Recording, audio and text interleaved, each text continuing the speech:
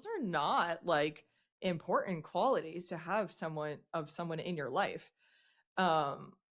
Which, yeah, kind of like brings this full circle then. It's like, if you are a person of influence, not necessarily saying influencer here, you have social media presence, you use that with your business, then you kind of do have a responsibility to showcase other things, not just your body.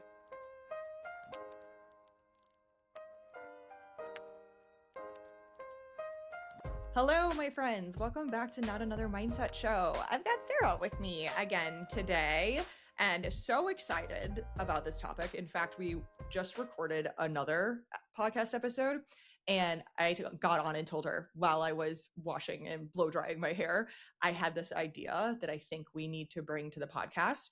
And if we're being so honest, I haven't really done much body image content at all on the podcast with my solo episodes because I don't feel as informed as Sarah is. So yes, I'm the one with the PhD in psychology, but I don't know everything. And this is a specific area that Sarah has poured so much time in better understanding and learning. It's the content that she's teaching in level 2 of the health mindset coaching certification.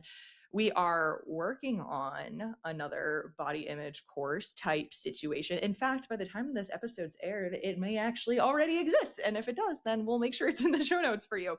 So with that said, the topic of conversation that I wanted to bring to the podcast and bring to Sarah and have Sarah speak to it specifically is your body as your business card. As health and fitness coaches, which is the majority of you in this audience, this is something you've heard a lot before. And if you've not heard it, you're at least thinking about it yourself, that I need to look a certain way in order to sign more clients because I am the example. It is me that they want to be like and all of this. And I think also kind of what gets wrapped up in this, and maybe we could get into this too, Sarah, is with social media and you showing off your life and showing what you're doing. And we are taught, and I don't think it's a necessarily like incorrect marketing strategy at all, is to show your day-to-day life and get people to get to know you because they're buying you. They're, especially in the coaching world, they're buying a relationship with you.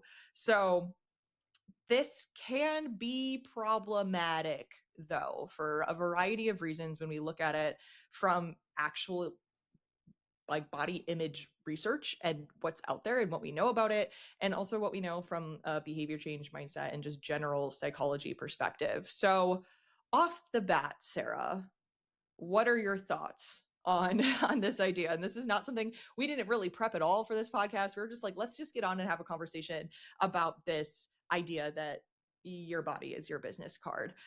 What are some first things that come to mind for you? Oh, okay, Kasey. We're just gonna do this live because my brain is going in five different ways. Okay, first and foremost, this comes up. Actually, I want to use a student that we had. Can we start there? Is this Yeah, one yeah. student we had from our last HMCC cohort who was saying, okay, great, I'm getting all of this like mindset education. I'm getting certified. I'm an RD. So she has like clinical nutrition training. And yet the resistance she was facing is marketing these skills that she is learning because she felt like her body didn't look the part. And there's a lot of things wrapped up in it. Obviously, our body image as coaches for sure needs a lot of TLC. I don't even know if Gen Z know what TLC means. Do you know what TLC means? Of course. Tender loving care. Is that real? Like I Gen Z doesn't know? I don't know that Gen Z knows TLC. So if you are a Gen Z listener, I need to know this. I did not know. The other Growth Collective, Colette, calling her out, she didn't know what was it? The gift guides are that get mailed to us as Oh, kids. yeah, like the holiday gift guides, the limited to not pamphlets, I guess magazines really is what they were. Yeah. And so I'm having a little bit of a culture shock of words that I've been saying that I'm like, oh, Gen Z might not even know what that means. So, um, tender loving care, right? That's what it is. I'm Our also like, body. don't go chasing waterfalls. Oh, That's a TLC, I know. that's what comes to mind every time I hear that too. So, okay, let me find a different word. Our body image as coaches also needs to be nurtured. And if it's not worked on ourselves, we can pass on some unhelpful beliefs about weight or about food or dieting or whatever. We can accidentally pass them on to other people. As a matter of fact, I don't know if I should say this. Mm. Okay, well, maybe if the people listening will just keep it to this podcast and don't tell anyone. It's like our secret little club. But it's funny. I said very briefly in my Instagram stories, I was like, I really struggle with the predatory marketing of look good naked, like that coaches Mm. will use to market their programs. I don't know where I saw this. It must have been on Threads or something. So it's not a no business comes to mind when I'm saying that, just so we're all clear. I've heard But it so many times. Are you kidding it's me? yeah, Yeah. it's and I find it very predatory, especially as women, for a host of reasons. And someone who has not gone through at this point in time, didn't go through HMCC, didn't like that I said that, and then they created a post about it. And they were like, it's okay Mm. for women to want to have a goal of like look good naked, and be careful because you're telling women, you're trying to control them and their goals. And so that, when you haven't been inside the body image research, and also maybe have done some own body image yourself, you could accidentally perpetuate some messages that could we're going to get to it at some point, but eventually, like, if you are talking, if that's the content you're making about it's okay to want to look good naked, of course everyone has their own autonomy and agency, and there is this term in body image research called beautification, and people are allowed to seek beautification in ways that feel good to them. However, we know from a female, especially, perspective that there tends to be, when negative body image is involved, which is a lot of what's driving the look good naked, like we're trying to achieve a certain ideal. Look good naked, there's typically an image in mind, like an ideal of what it looks like, right? And so if we're shooting for that, that increases risk factors for disordered eating, restrictive eating, food guilt, shame, body dissatisfaction, all of this stuff. It gets really messy. Well-being tends to go down. And so when you don't have like a real understanding of the motives behind that type of stuff, you might be imposing your personal beliefs, not unbeknownst to you, Mhm. onto your clients or your future clients if you create content like that. So to, I guess, to like bring this full circle, is your own body image work, and even doing body image professional development through HMCC, started out there, is very essential for building a sustainable, evidence-based business. Okay, that was my first riff. How did I do? No, so good. And I have a follow-up question for you. Do you think that the motive underneath it is just it is what matters most? Because where my brain is coming from with this is, do we want people to take away from this episode that they should never be posting about their body, not talking about changing your body, being able to lose weight, build muscle? Should we kind of do away with that messaging? Is there a way to still have that messaging? And because there's a way to still have that messaging, because we're also talking about like the motives behind it. Is it really wrong to want to lose weight and change your body and talk about it as a health and fitness coach, and potentially even use, I mean, you see this all the time, and tons of coaches do this, where they say, here's me in 2016 and here's me now, and I weigh the same weight, but my body, so they are actually using their body in marketing. Is that inherently wrong, or is there a right way to go about it? There is a right way to go about it, and it takes quite a bit of body image knowledge to know that. So I don't know that. Here's the thing. I've said this to a few people, which is the health and fitness industry isn't ready for what body image research has uncovered when it comes Mm. to talking about wanting to change your body. Uh, we have to understand that it is okay, and the motive does matter with the reasoning for wanting to change your body. But if the underlying needs to be positive body image, a lot of times when we're talking about it's okay to change your body, you are most likely, if I were to guess, talking to an audience that doesn't have positive body image. Most women don't. And so I find that those conversations are the most effective on a one-to-one or in a small group setting. It is very challenging to succeed at talking about it's okay to want to have a smaller body. It's very challenging to do right by your people listening to that on like in an audience, like in a social media general one-sided conversation. That is just what I have found. Will I change my mind someday? Maybe, but I don't think so. I've actually changed my mind to this opinion that I have now, which is it's very challenging to be like, it's okay to want to change your body. There, the context needs to be there, and you need to understand what type of people you have in your audience. Which is, Okay. I don't like giving that answer because Yeah. it disrupts health and fitness a lot. Totally. Totally. It's really the way that health and fitness, be it coaching or programs or diets or weight loss forever, has been approached this way, right? So it kind of disrupts things, but also I think, and I think this is why both you and I have been successful in our businesses, is because we're talking about things differently.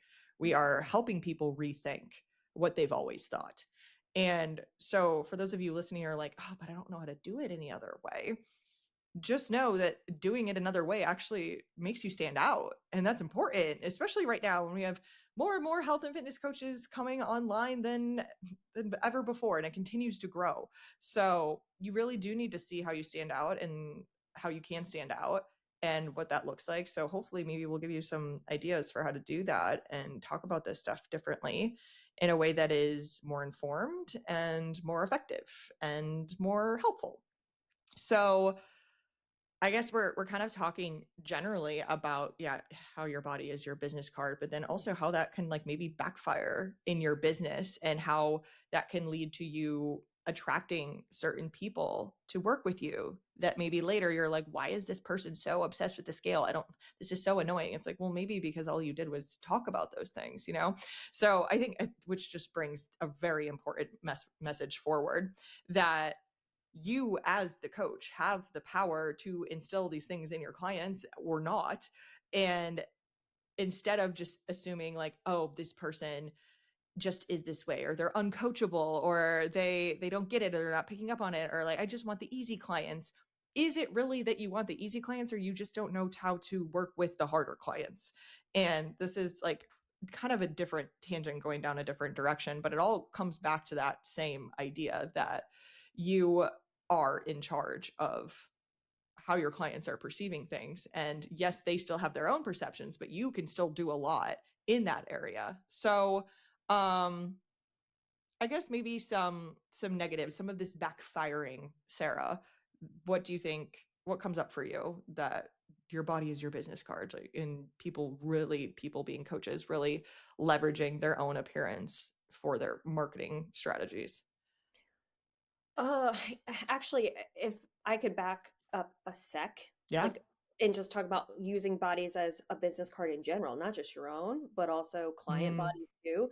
Because what I will see is, to your point, and you kind of did say this, which is if you're talking about, let's say you're showing graphs of people losing weight. So and so lost 50 pounds, so and so lost 15 pounds. They did it, and here's what we did. And then you get a client who's very interested in that as well.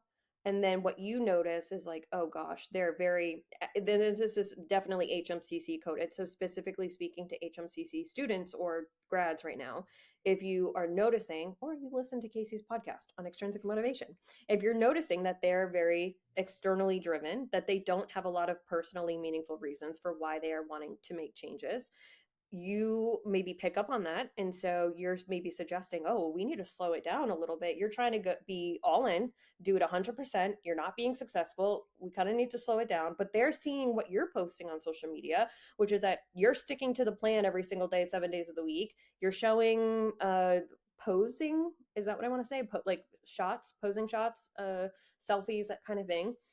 But then they're hearing something completely different from you, which is, oh, we need to like slow it down and not go all in, and we need some self compassion.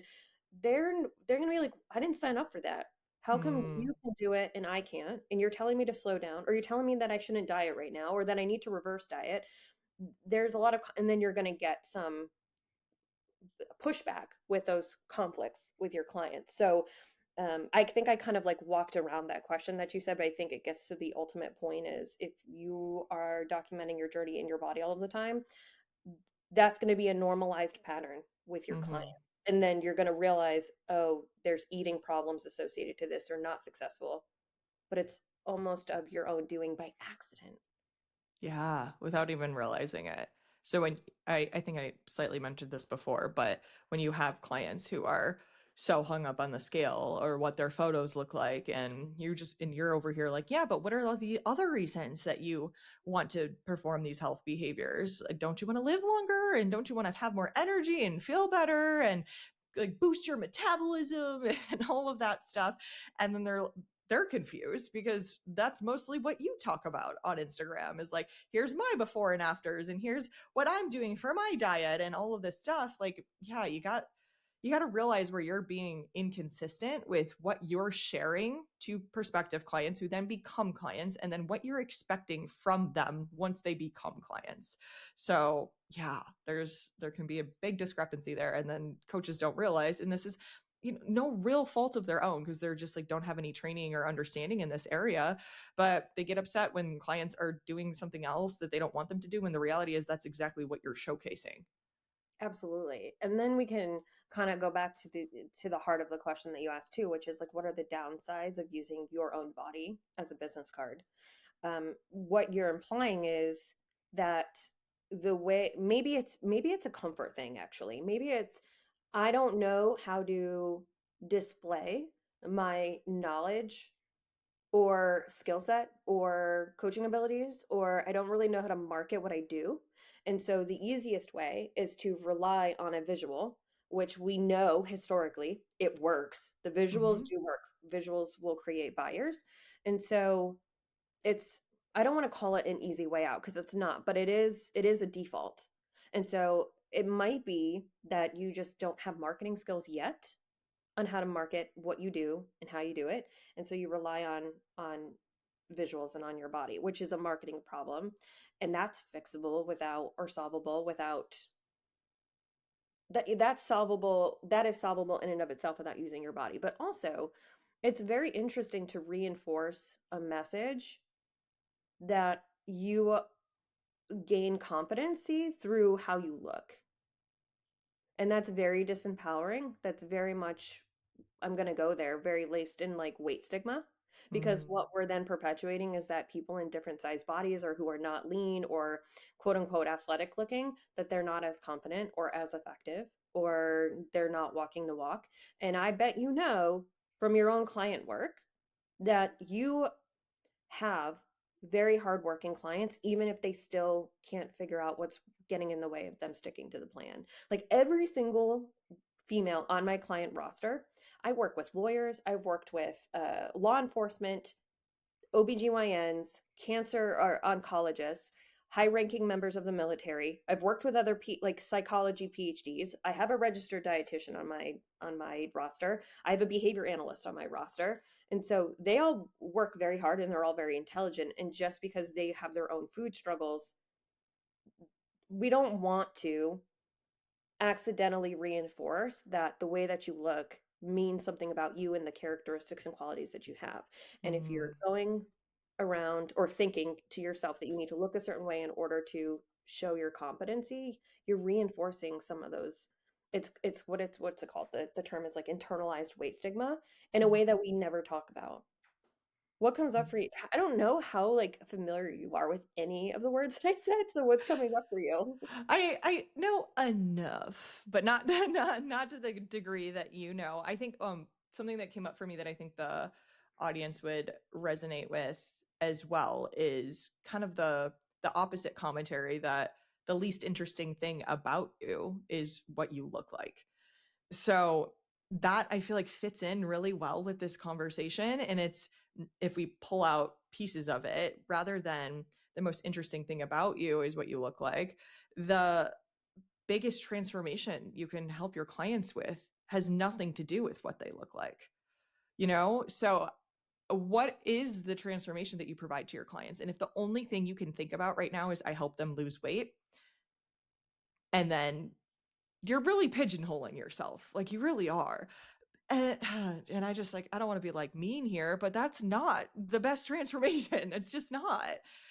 There's so much more that you can do to help people. And you know this because even if you in your head you're thinking, yeah, that is the best transformation. I'm really good at helping people lose weight and change their body composition.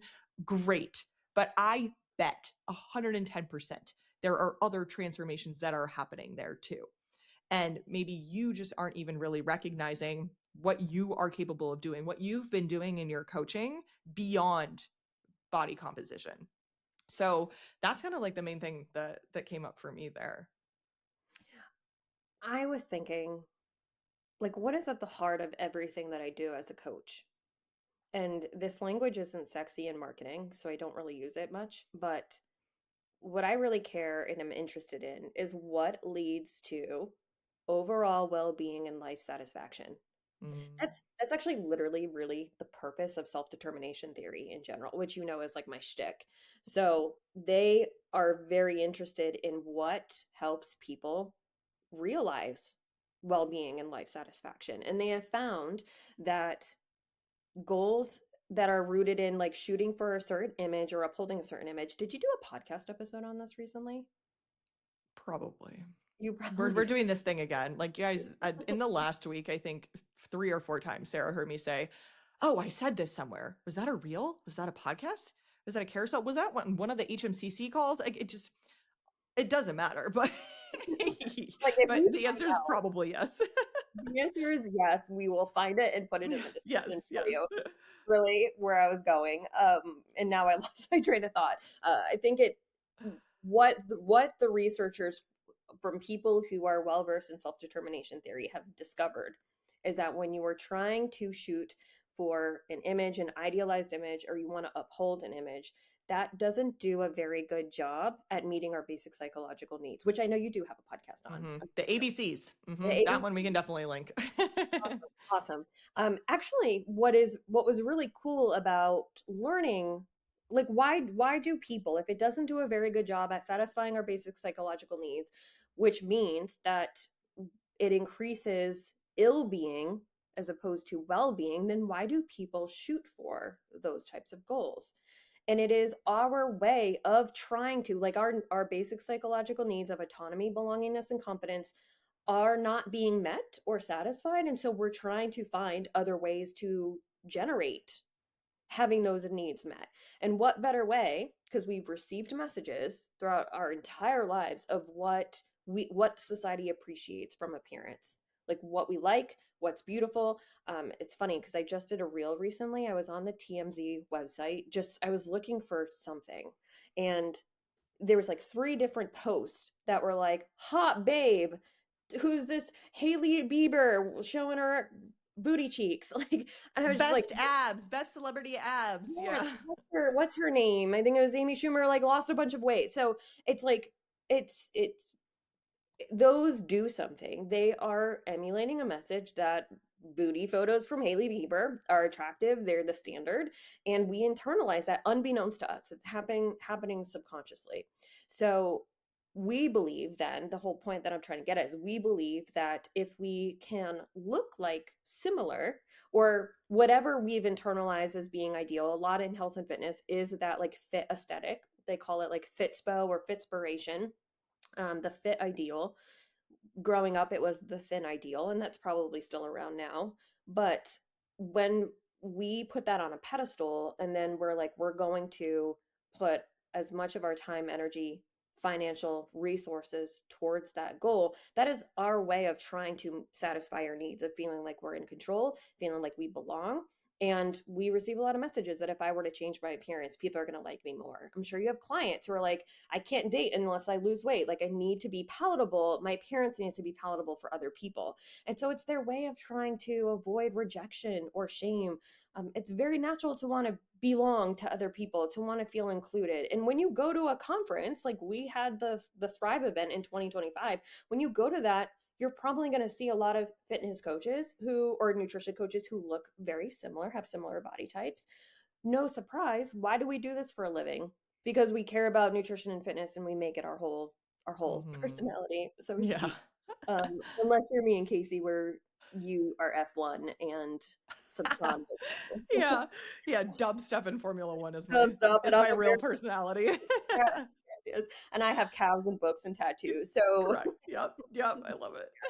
but I mean, that's why people care. That's why they chase these idealized images, is what the research calls it, because they want to belong, and they want to feel in control, and they want to feel effective at it.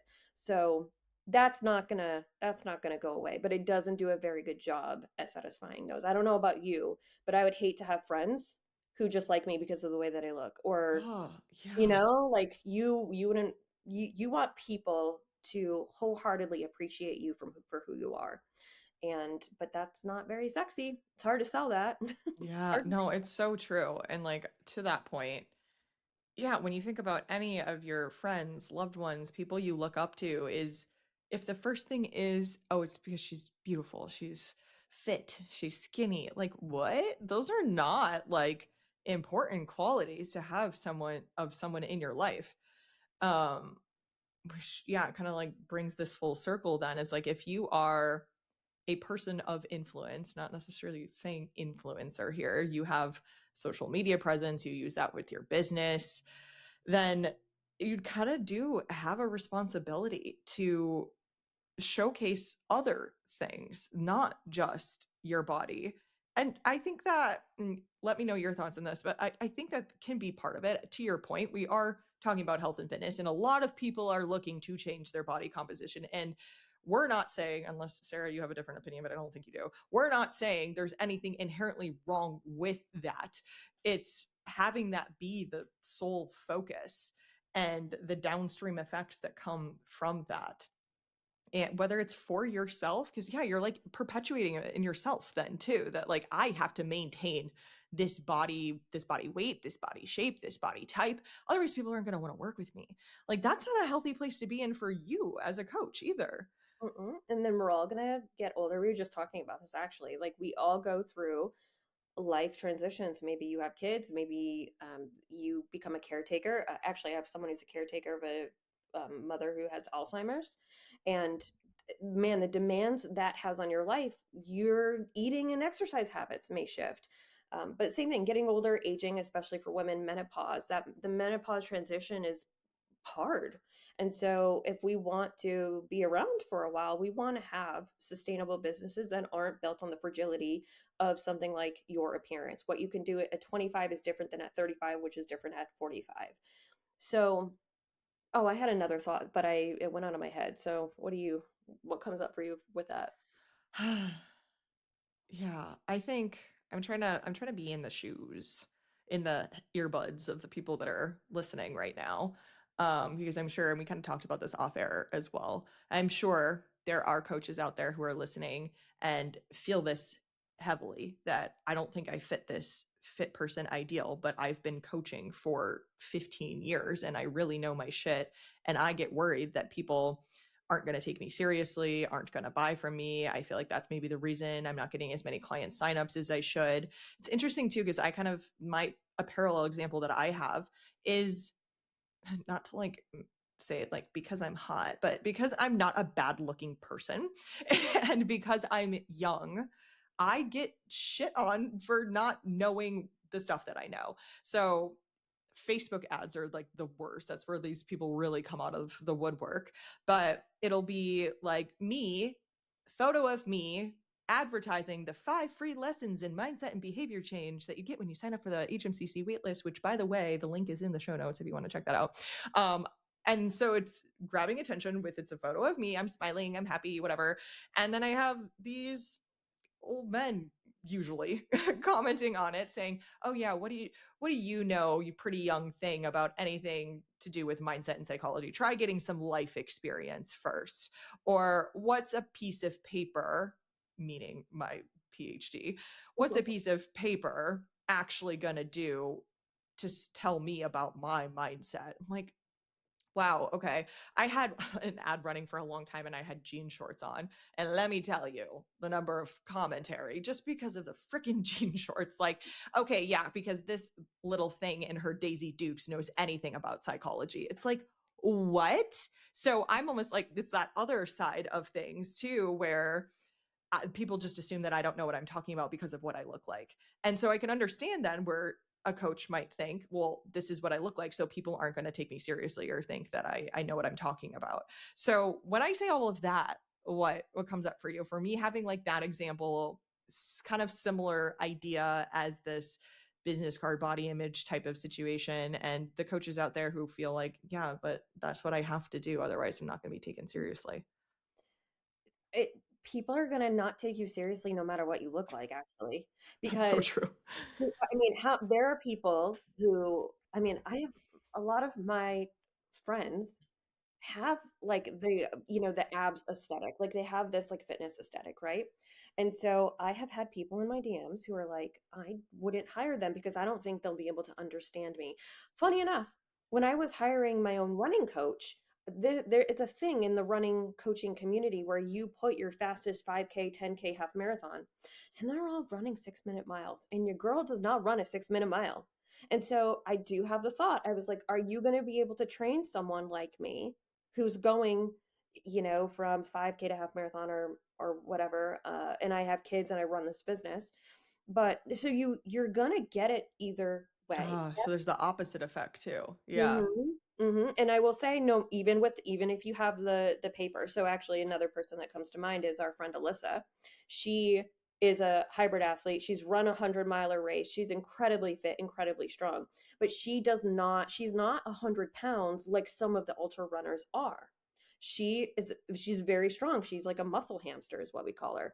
And Muscle people, hamster. I know, she's adorable, and she's short too, so it's like so No, fitting for her. it does really fit her well. It's her, and she was so brilliant. She has a PhD, and people say to her, people like will call her chubby, which objectively she is not. She's very, very, um, she's leaner. She's not chubby. So anyway, what I'm trying to say is we get it no matter if you can run a 100 miler, if you have a PhD, if you have none of that, it happens. You're gonna get it anyway. So that's why, regardless, you want to build a business that's built on a way stronger foundation and what you can do to help your clients. What problem are you actually trying to solve? Hopefully, it's above and beyond just body composition and fat loss. If you're listening, you know, to this podcast, are you good at it? What differentiates you from other people? That's like the answers, and that's the hard questions, though. That's Mm, it's a lot easier to just follow what's always been said. So much easier. But I think, yeah, kind of what we talked about before is like, if you can make people think differently about something and do things differently or have your own unique take on things and talk about it differently. I mean, even take this podcast episode and use what you've heard from Sarah and I today to say, I listened to this podcast episode that made me think differently about this. And I really want to share it with you and like about my story and pull it in your own personal way and fashion and whatever. Yeah. I think, I think this, gosh, we almost might need a part two, Kasey. I think what could be helpful is if we could leave maybe one or two pieces of advice from you and I of like where to go from here. Because we're just saying we're kind of maybe disrupting some people's world. Like Mm-hmm. you just told me that this could have all these negative downstream effects, but you're leaving me with nothing. Mm. So maybe some thoughts of where to go from here. I think if I could start, Yeah, go. I think the first step is if we were to take away, let's just say for whatever reason in this like dystopian world, social media was non-visual ever, and you couldn't rely on visuals to sell what you do. How do you help people? What would you talk about? Like, and maybe that's just like a weird way to talk about like let's dive into your niche or what Yeah. problem you help clients solve, like from a marketing standpoint. Why would I hire you? Who would hire you? Why would they choose you over somebody else? And I asked that question in our application, actually. Why choose my company over others companies? So really, I would just sit with that. You're not going to walk away like with a solution from this podcast like right now, but really start thinking about what do you bring to the table that's not your appearance. And the second piece, if I could give some very like tangible, how do you untether social media or marketing from your body, is honestly, like what comes to mind, Casey, I'd be curious what you think is like exposure therapy in a different way. Like, how do we generate a, I don't even know what I'm trying to say, but like, can you like read my mind of like the point that I'm trying to get at? Can you read my mind? Are you thinking okay, where my brain went, but I'm actually not sure I'm reading your mind. Okay. Where it went is, can you like follow or even look at who you do follow on Instagram that whether they're in the health and fitness industry or not, that they have a very compelling message that you pay attention to. Maybe you've purchased something from them before. For those of you who are health mindset coaching certification students, obviously, I hope not that you didn't enroll in HMCC because of what I look like. So then what was it? What was it? And that is going to be the core of what you could be doing in your business that isn't just body focused. So that's what I kind of was picking up on. And even just like right now, like pause this episode and go scroll Instagram and see like what catches your attention and what's like at the top of your feed, because that's probably the people that you engage with most or you pay attention to most. Like, what is it about what they're doing that engages you and gets you interested and makes you pay attention and makes you want to buy from them that has nothing to do with what they look like? Mhm. I figured out where my brain was going wrong as I was talking, because we have a variety of body sizes listening to this podcast. Mm-hmm. And what I would suggest to them is going to be different. We have one amazing, I'm actually going to shout her out because she's so amazing. We have Nicole, you know Nicole. Yeah. She's very open about her own weight loss journey, and she's done amazing work in there. And you have to go follow her. Can I find her Instagram and we like plug her? Yeah, we can definitely throw it in the show We're notes. gonna, we're gonna throw Nicole in the show notes. She's fantastic, grad, and she's in level 2 with us right now. But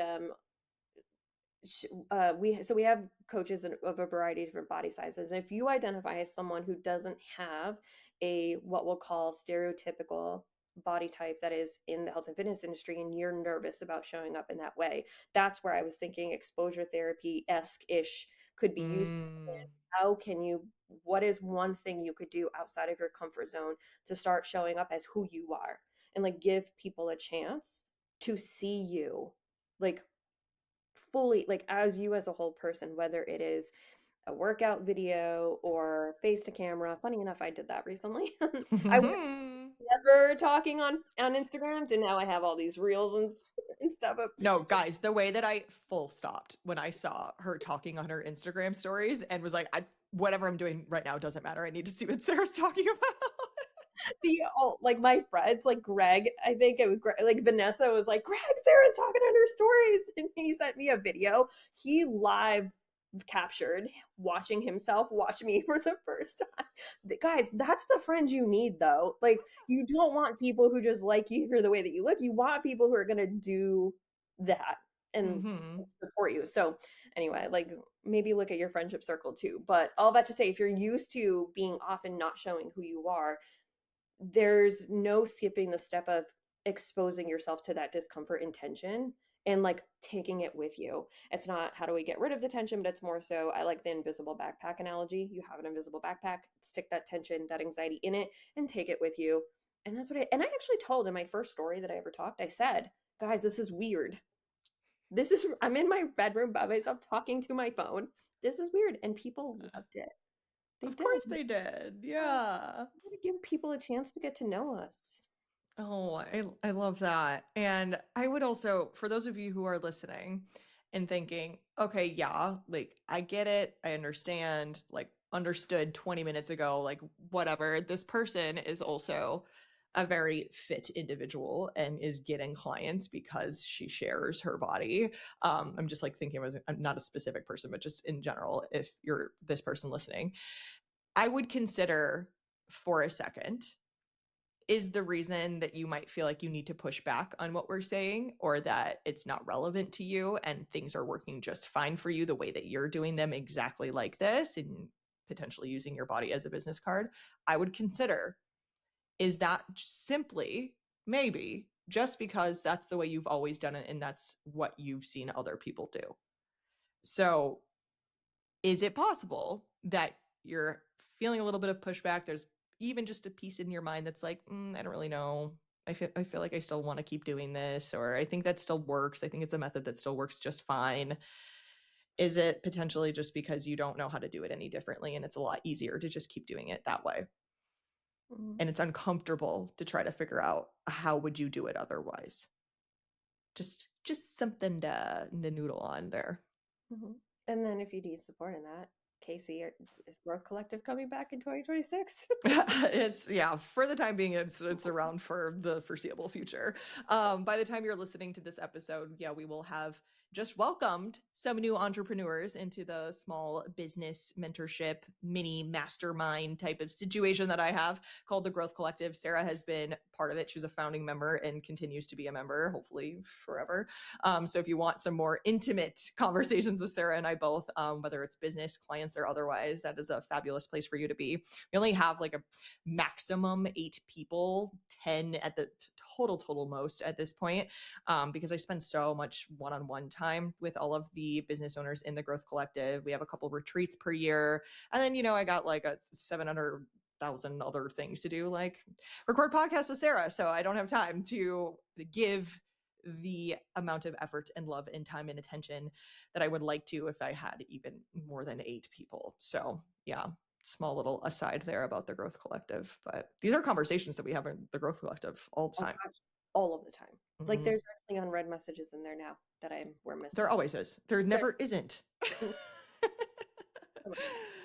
Okay. Any final thoughts related to this conversation before we let people get on with their day?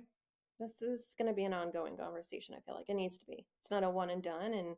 And do we want to plug that other thing? Yeah, the other thing that doesn't exist yet that might be existing at this point. The guest speaker? The guest speaker? Oh, that part. See, I'm thinking about something else. I know. I knew you were going with that. Do we want to plug? We have so many secrets. We have so many secrets. Yeah, go for it. You plug her, because this was entirely your idea. Okay, so guys, I have a friend. She is an Oxford researcher on body image. She actually studies fitness professionals and their body image. So not just clients, it's like actual fitness professionals. And she's been a fitness professional herself for a handful of years, but now she is getting her PhD, I think sometime in 2026, and will be defending on fitness industry body image issues and how we pass on it's like how we pass our trauma onto our clients, lowercase t trauma. But anywho, because I teach the body image module inside level 2, I really have found that there's a need to support our coaches in their own body image work, i.e. on things like body is your business card. And her name is Michelle Carroll, and this is her whole shtick. So I have asked her and she's accepted. She's going to come and do a guest lecture on body image for fitness coaches, but it's behind a paywall. If you're a level 2 student, you're going to get it. It's going to be a part of a bonus in that program going forward, after we have her come on. And then we are going to also open it up to alumni members. So you have to be in the alumni group. If you are not, you can join. Or I think we were going to sell tickets to it, but it's just going to make more sense to join the alumni the way that you can either buy a ticket, because we have to pay her, of course, because you pay your researchers who are guest speaking for you. So yeah. And this is HMCC students only, right? Yeah, you have to be a grad. You have to be a grad. You have to be a grad. If you're in HMCC level 1, you guys have so much on your plate right now. Like, couldn't even fathom adding another thing to your list, especially if you did the business track. So this is for grads. But the thing is, if you are in HMCC while you're listening to this, it's going to live in the alumni portal anyway. So you'll get access to it. Later, you can get access to it if you don't have access now. And if you're listening to this and you're thinking about becoming a health mindset certified coach in the future, which if you've got this far even into this episode, I would hope that you're at least considering it, then just know that that is something that you will have access to later on post graduation from the certification, and when you become a member of the alumni group, that'll be waiting for you. But yeah, we're hoping to do some more stuff like that and bring in some other experts in these fields. As I mentioned before, like Sarah at this point definitely knows more about body image than I do, because she's like gone kind of down that rabbit hole for so long at this point. And there are so many other people out there that we would love to bring in too. So perhaps the start of even more fun education and unique perspectives for our students. But yeah, anything else? That's it. All right. Thank you all so much for tuning in. We hope this episode was helpful, made you think a little bit different about things. Hopefully, you're not like feeling paralysis analysis and not sure what to do next. But if that's the case, our DMs are open. I'm saying Sarah's DMs are open also. Sometimes I had someone tell me this recently, that they feel like you're more approachable than I am.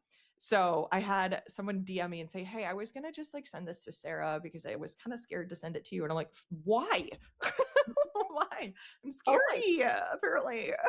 Maybe we need to release our voice memos and they'll find that you're very approachable. No, seriously. Yeah, but anyway, feel free, shoot us a DM, let us know your thoughts on this episode. If there's anything that you want us to touch on more that we talked about, like Sarah mentioned, like there could literally be a part 2 to this. Oh, Totally. yeah, go ahead. I want to note it because we're going to get a question about it. I bet you what we didn't cover is, when is it okay? Because I round about the question. When is it okay to want to like change our bodies? Like, Oh, it's yeah, not yeah. completely off limits, right? So maybe Mhm. we share how to tell. Yeah, yeah, I like that. And I think too, what could be helpful, I mentioned this off air to Sarah beforehand. I have an episode. I'm not going to remember the exact title, but it's essentially like, is it okay if my clients only want to focus on weight loss? Or what do I do if my clients solely focus on weight loss? That episode does already exist. So I'll make sure that that's plugged in the show notes as well for you guys, because that could give a little bit more context to this conversation and some of the things that we talked about. And if you still have questions and you still want to dive in deeper, please let us know. We really, really, really do take what you say and use that for episodes. So don't just think if you send us something or throw it into the Q&A form that's linked in the show notes or in our question boxes that we throw up, that we're just like, good question, but I don't care enough to do. Like, no, literally, I in fact, for as far as the Q&A form goes, that's linked in the show notes, and anytime I get on Instagram and I'm asking for questions, I'm pretty much answering every single one of them when I do my Q&A episodes. And then if I'm not doing that, then I'm sending a screenshot to Sarah saying like, maybe we should do an episode on that, which I literally did that yesterday. So just know, we are doing this for you. So anything that you share with us, we are really, really, really taking into account for the content of the show and for everything, really. So, Yeah. Okay, let's stop talking now. This one got longer than us being like, yeah, 20 to 30-minute episodes. That's Funny. no, not happening. Hilarious. Okay, thank you all so much for being here and hanging out with us, and we'll see you next time. Bye.